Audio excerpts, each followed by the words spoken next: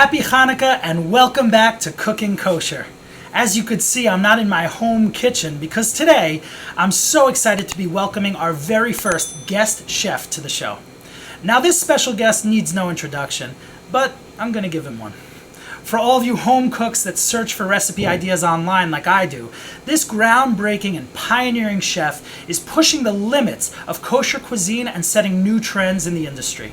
His recipes are creative, outside the box, and so delicious. And today he's going to be sharing his Sufganiyot recipe with us for Hanukkah. Now this isn't your typical powdered jelly donut recipe. Today we're making Japanese donuts with Mexican chocolate sauce. So, without any further ado, I'd like to welcome to the show the chef and owner of Nobo Wine and Grill and his newest venture, Narruto Bowl, both located right here in Teaneck, New Jersey. Please welcome my good friend, Joshua Massin. Hello, everyone. Thanks for having me, David. Hey, Josh. Thanks so much for coming. I am so excited. Let's get ourselves masked up, and let's get started. All right. So let's talk about the ingredients that you're going to need to make these Japanese-style donuts with Mexican-style chocolate sauce. Most you're going to have in your pantry anyway, with the exception, perhaps, of the palm shortening, which we like because it's 100% real food. It's not hydrogenated. Everything else pretty standard. Water, I hope you have. Granulated sugar. Baking powder. This is our principal leavener here. This is what's going to make them puff up, so we do use a lot of it. We have coconut milk, some almond milk, allspice, kosher salt, a grade A large egg, cocoa powder, and just a little bit of cinnamon. And then a secret ingredient for the chocolate sauce, a little smoked paprika. And of course, our semi-sweet chocolate chips.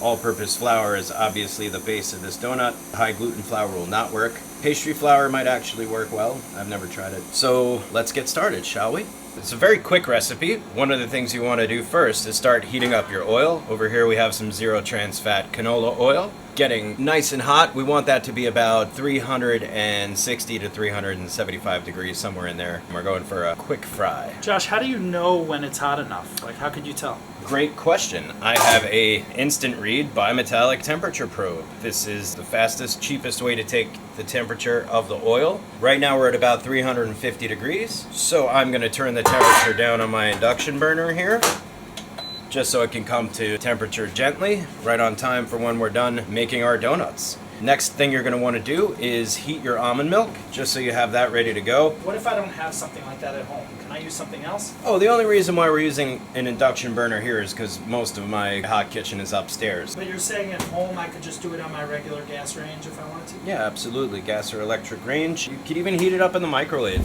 Microwaves are great for chocolate work. I'm going to go right in the pan. It's about 16 ounces of almond milk. If I don't have almond milk on hand, can you substitute regular milk or oat milk? You can make this a dairy recipe. I wouldn't hold by the quantities that I'm using here. You might have to tweak it one way or the other. So that's going to work over there. And we are going to get started making our donut dough.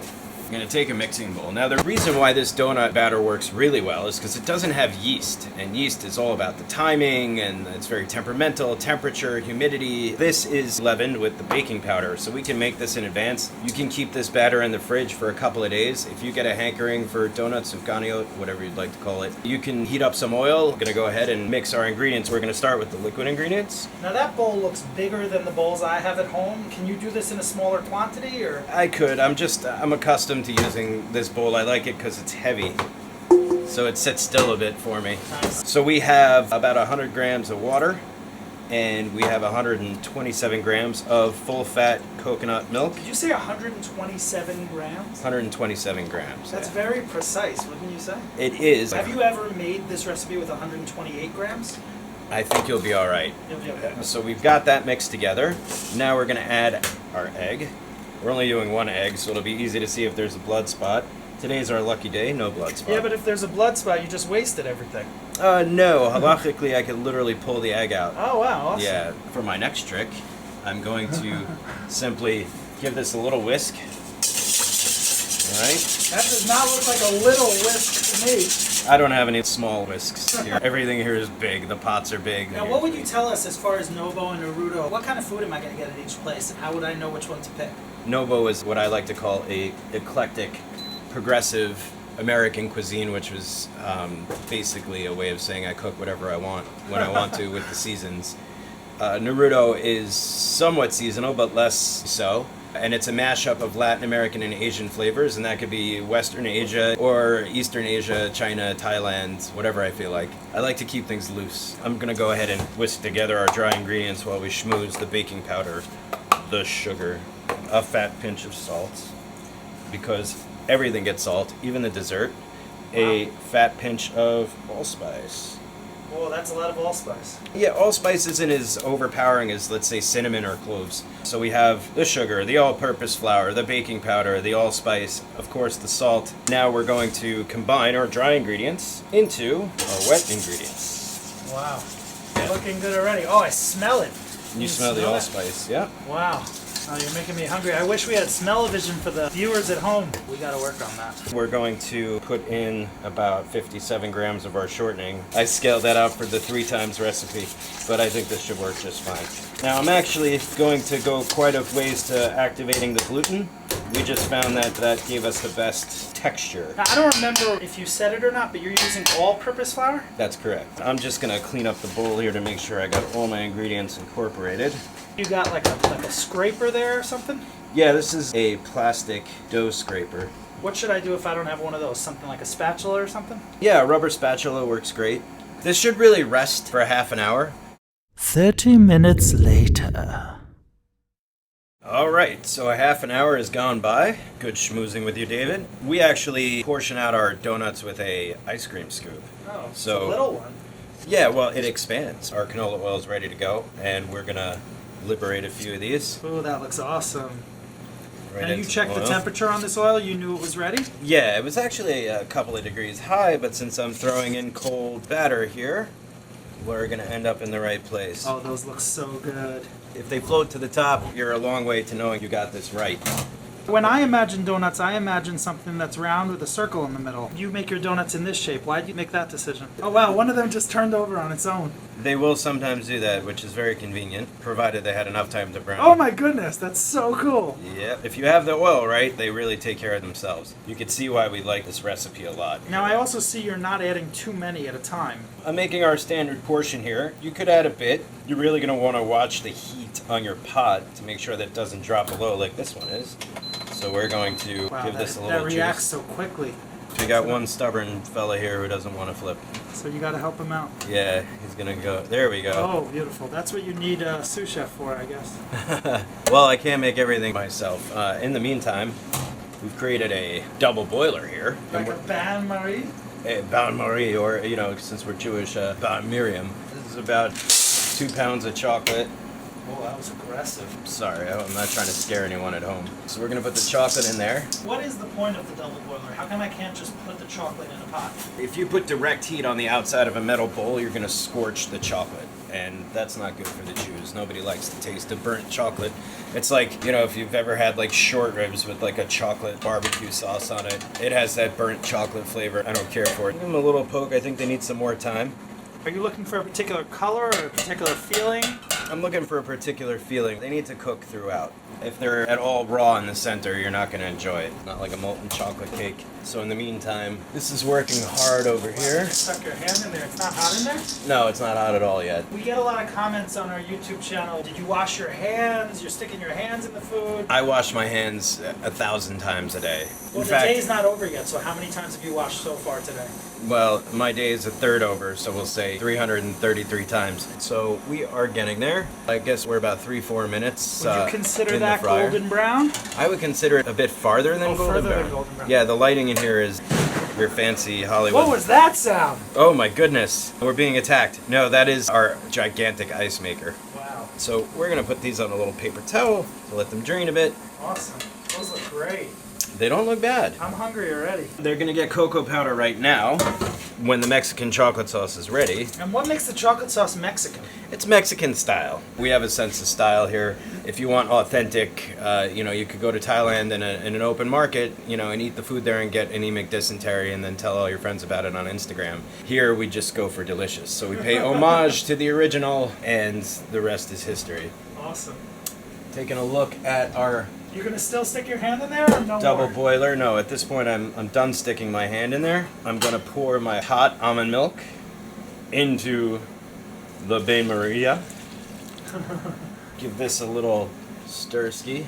And would you prefer to use regular milk, or it's just because you're looking to make a parve recipe? Yeah, everything's better with butter, as the saying in cooking. When you can make something dairy, you should.